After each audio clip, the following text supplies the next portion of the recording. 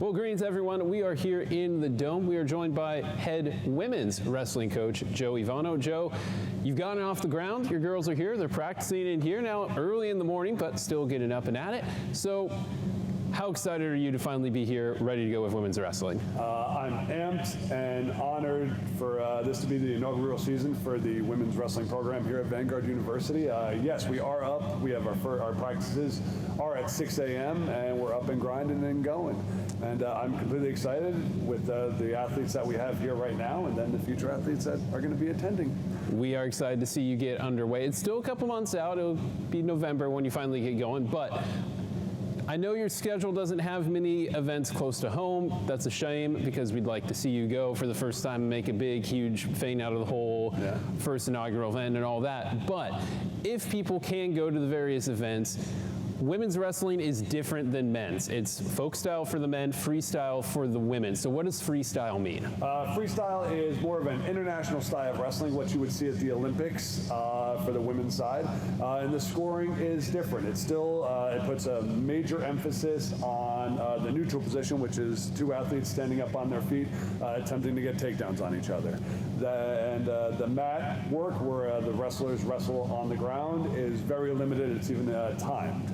They allow maybe 10 to 15 seconds max on the bottom, and then we're both up and away we go back on our feet to see who's the more dominant wrestler in the standing position. Is it still the standard 3 points for takedown, or can you get more? It is you can get 2 points for a takedown, all the way up to 4 points if you do what is called a back exposure. So feet to back, if you were to take down your opponent and expose their shoulders to the mat from the standing position, you can get up to 4 points for that takedown. Now, I've also had some experience with the sport. You can accumulate points faster as well compared to the men's folk style, where it's more just you get a couple and then you have to wait a little bit. With the women, you can kind of rack it up pretty quick. Correct. Every time you expose your opponent's shoulders to the mat, they break the 90-degree plane, your opponent's shoulders, you would get 2 points for that. And you can continuously do that, roll and roll and roll, and get points every single time you expose their shoulders. So you can take someone down, get your 2 points, roll them immediately, or expose their shoulders immediately,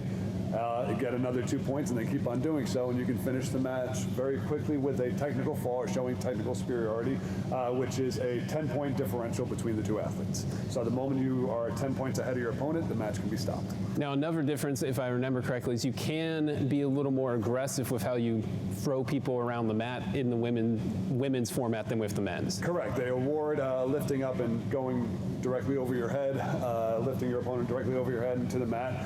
They award you highly for that.